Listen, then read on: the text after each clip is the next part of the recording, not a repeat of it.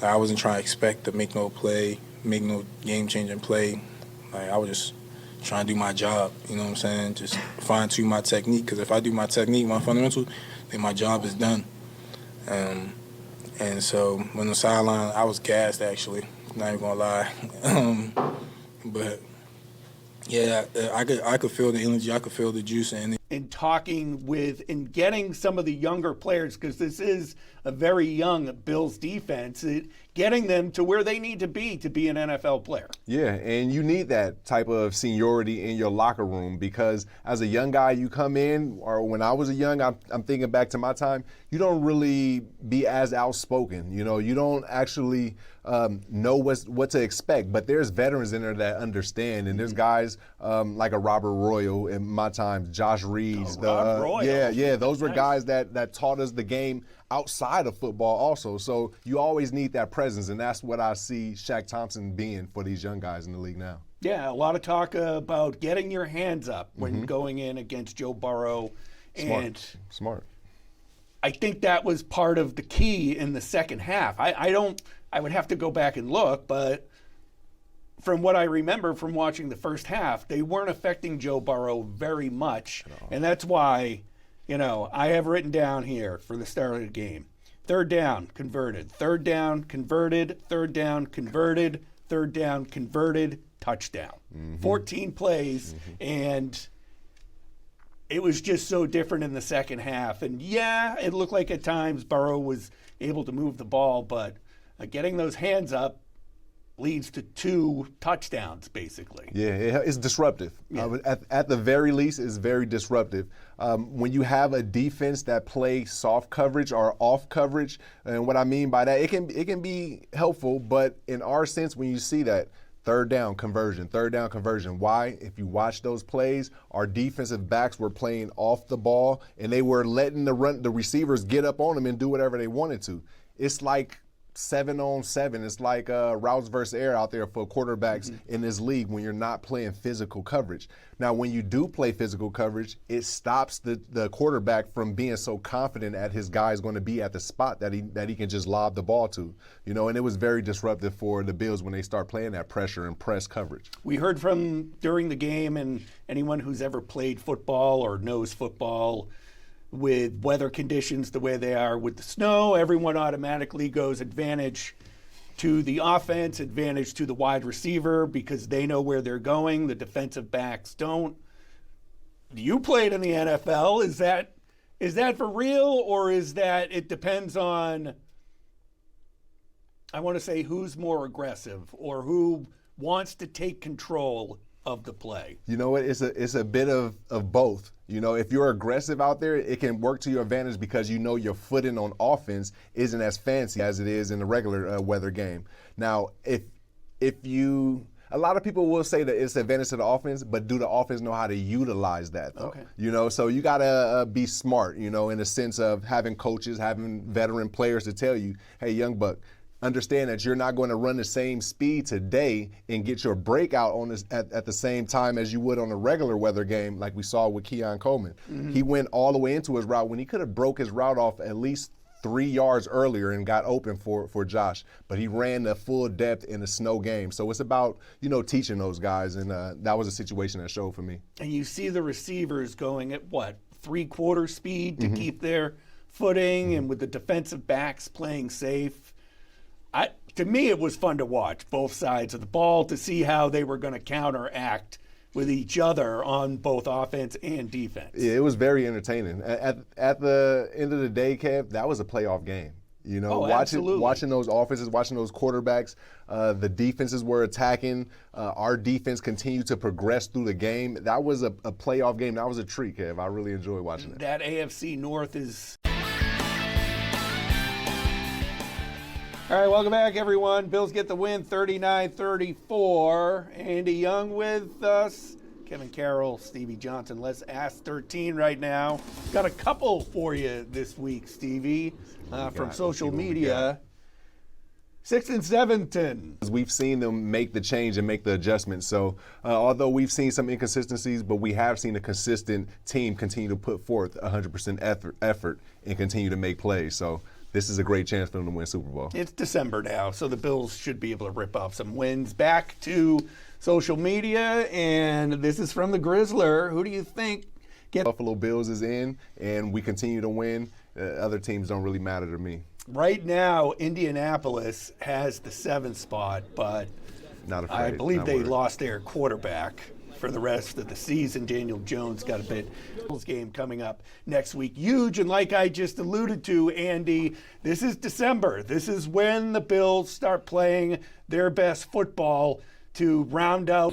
Yeah, the AFC East is still in play. I don't think it's likely that they catch the Patriots, but it's still out there, right? If the Patriots stumble, it's going to start next week with the Bills going out to Foxborough and attempting to beat the Patriots in that game, but it's still out. It was a massive win, Stevie, for this Bills team in that pursuit. Indeed, Andy. So for my 3 and out, I'm going to give a shout out to Coach McDermott. McDermott said it is the time for that. And when he said that, that meant being aggressive, going for it on 4th down, going for the blitz, sending the pressure. I really like that. And then to cap it all off, to Kristen Wise, the winner of our raffle. And on to another big game in the New England, and that's going to show a lot. Absolutely, 100%. Just to wrap things up, because I brought this up earlier, Pittsburgh did indeed beat the Ravens. So when you look at the AFC right now, Patriots, Broncos, Jacksonville, Steelers, Bills, Chargers, Colts. I mean, Bills, Steelers in the first round of the playoffs. Sweet victory. Come on. The conversation Sign us up continues. for that all day long, right? Yeah, absolutely, What? right? The conversation continues on the Buffalo End Zone podcast coming up. Stevie's going to stick around, join Andy and I. You can catch that on Facebook, YouTube, and other spots. So we'll continue to the talk there. And then back at it, Bills-Patriots, huge game coming up next Sunday. For Andy Young and Stevie Johnson, I'm Kevin Carroll. As always, thanks for joining us, everyone. Of the season that could get away from you, which we've seen. And all you got to do is just snap back in it and just say, let's just finish harder. In the fourth quarter there, they scored 21 points in a matter of 4.5 minutes, and it was wild, a crazy scene. It's hard to even remember the sequences because of all the things that happened, but when you... As a team, when you're game planning and you know something like that is out there, is it just licking your chops like this is going to be available all day? We talked about it, and Kev, it's barbecue chicken. When we see something like that, we know that the tight ends are going to eat because they rarely cover these tight ends. And like you said, you called it. The Buffalo Bills, it was just about, do we use it a lot or use it a little bit? And they used it in moderations, I would say. And they used it when they needed to, and it worked out well. yeah, absolutely. Andy, let's talk about being aggressive on offense and the idea of Joe Brady and, of course, Josh Allen all have the confidence to make that happen, because when you got 17 out there, like I think Deion Dawkins said, you got a chance to make it happen. So the more that they can take those opportunities and go for 4th downs, be aggressive, is the better, especially when your defense can struggle at times, and sometimes on offense you struggle outside, right? Sean McDermott talk about matching the rush with the coverage. I didn't think that was there early in this game, but like we've seen time and time again, you go to halftime, they make adjustments, and then I thought it matched a lot better in the second half. Yeah, you called it. It wasn't matching. They wasn't sending pressure, and they were playing soft coverage. That doesn't marry together. When you send the pressure, you got to play press on the outside, because that puts your quarterback in a tough decision. Does he run? Do I stay with this guy and get this hit? It's confusion. It's confusion. And we saw that in the second half, Bills and Bengals. And then a little bit later on, this to kind of lock things up, and it's Allen to Jackson Hawes, another tight end. All the tight ends had a good day. You called that play. Bills get the win 39-34. Sean McDermott at the podium right now. And so it was a phenomenal play, phenomenal call, and again, just great to see. John, there was some real aggressiveness down there. It was a 4-point game, I think, and you went to Stevie, now let's see whose stock goes up, whose stock goes down. We bring in our Jackson Wang for our stock exchange. Hey, Jackson. What's up, Kevin? What's up, Stevie? Let's start with the defense and who we are buying today. We bought some of his stocks last week. Let's buy some more today. The hero of this afternoon's game, Christian Benford, with the most athletic play of the day. A huge pick six and returning at 63 yards for a touchdown, dashing through that snow. Back-to-back games now with a pick for the cornerback. Also recorded a sack on the afternoon. Bedford just flying all around the field today. Right place at the right time. Also a terrific afternoon from Dawson Knox. Mr. Reliable for Josh Allen, especially this afternoon against the Bengals. 6 catches for 93 yards. Also had a 2-point conversion. This despite Dalton Kincaid back in the lineup. Knox continuing to prove to be an extremely valuable asset for the Bills offense. Or a sloppy day from James Cook. A key player for the offense, but just careless down at the goal line today. He's lucky to just have one fumble. He fumbled one touchback. That was going to be a touchback when there was a holding penalty. And then there was another one that he fumbled right afterwards at the goal line. That play that did count, and it was a touchback. Still a crucial part of the offense, but just needs to take better care of the ball when you're that close to scoring. Also trending down today, the Bills' defense on third down, particularly in the first half when Joe Burrow was just carving them up. 4 for 4 on third down on the first drive of the game. 7 for 7 start the game. 7 for 8 in the first half on third down conversions for the Bengals. The Bills' defense, just need to do a better job of getting off the field when they are in that situation. Just can't give Burrow too many opportunities, Kevin, or else he will make you pay. All right. Too key to the offense to be worried about. Right. James Cook is similar to when Josh Allen throws an interception. You know, we can live with it because we know they're going to give us so much more. And that's the benefit of having guys like a James Cook and a Josh Allen on our team. All right, we're going to take a quick break. Andy Young set to join us from Highmark Stadium. You're watching Buffalo End Zone.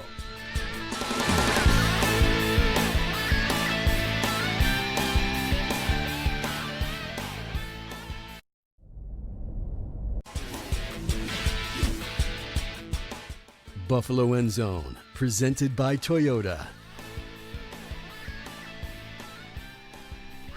Time to breathe a sigh of relief. Welcome to Buffalo End Zone Postgame Show, everyone. Kevin Carroll, Stevie Johnson out in Western New York for the Bills game. And we just saw, Stevie, a wild one as the Bills getting a much-needed win when it looked like there was no hope after that first half. 39-34, the final. Bills get the win, so stack another in the win column as they got to hang on to their playoffs lives right now, Stevie. And we had the pleasure of each other's company down the stretch there in the second half. And the Bills doing what they needed to do after putting themselves in position where I thought all hope was lost at halftime. And then James Cook with the big fumble going into the end zone. Yeah, you know, first I want to give thanks to Frank family and Cambria Hotel for bringing the holiday cookies for the team. Thank you very much. Yep. And then watching the game with you, Kev, oh my goodness. A pure wizardry, my boy. It was beautiful. It was beautiful execution. But that goes along to say about Coach Brady, how he called the plays, how he picked the right plays for the right situation. And that was something that helped the Bills prevail. Yeah, we're going to hear from Josh Allen. We'll hear from head coach Sean McDermott. Andy Young in the locker room, as always. He'll be reporting from Highmark Stadium a little bit later on in this, and we'll have the highlights too, because it was wild, Stevie. But you overs that really flipped this game on its head. Yeah, well, actually, Kev, we knew they can stop them. It was just the fact that the Buffalo Bills was playing a soft coverage. And every time they went into soft coverage, the Bengals executed it, and they showed that there was no competition on the field. So as soon as they made that adjustment to press and send the pressure, that's when we saw the Bengals actually have a chink in their armor. And the Bills definitely did what they were supposed to with the 2 back-to-back interceptions. And how about our guy, Benford? Christian Benford, 2 monster games in a row. Oh, my goodness. For scoop and score, you called it, and then come back with the blitz and then make an adjustment to get the interception. Amazing, amazing play. Funny part was I also said to you that A.J. Epinesa tends to come up big, and then he gets an interception too. But I want to go to your first point there. I mean, this is a Bills win. We'll stay positive. But early in the game when the Bengals were able to move the ball, I was questioning why the Bills defensive backs were playing so far back. I get the slippery field. I get that you don't want Jamar Chase and T. Higgins beating you deep because we saw that they could do that. But it was just concerning to me, like on a 3rd and 8, you're actually past where the first down marker is when the ball snapped. Yeah, it was very confusing to me too, Kev. I didn't understand it. I felt like the coaches were protecting the players in a sense. You know, when we know that it's a snow game, the footing is not the same as usual, and the Buffalo Bills came out as if they didn't understand that, you know, this is their home field. You know, use the footing in the bad weather as leverage. You know, and they ended up finding that out later on in the game, and it showed it paid dividends when they was able to clamp up and lock those guys down. This is another game where, and we can talk about Joe Brady and what he ended up doing, but Bobby Babich again, and I'm sure McDermott with part of this, the adjustments for the defense from the first half to the second half. We still see Joe Burrow able to move that offense down the field, but that is one heck of an offense. But from what they did in the first half to what they did in the second half, really night and day. Yeah, it's night and day. And again, I charge it to the fact that we sent pressure and we played within 5 yards. A lot of the plays that I was watching when the Bengals were successful, you can see that our DBs was playing 6 yards to 7 yards before either getting a hand on someone or even disrupting the wide receiver. So when they made that adjustment, you know, things got more tighter for the Cincinnati Bengals. Let's get into all the good stuff here. And it's been talked about a lot here in Buffalo, and Andy and I brought it up during the podcast back on Wednesday that the Bengals historically bad at defending the tight end.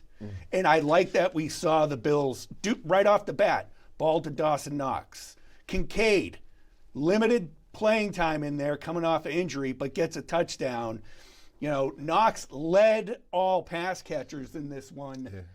93 yards for the Bills tight end. And he was being called out as, you know, you paid this guy a lot of money, you expect more from it. And sure enough, you have this game.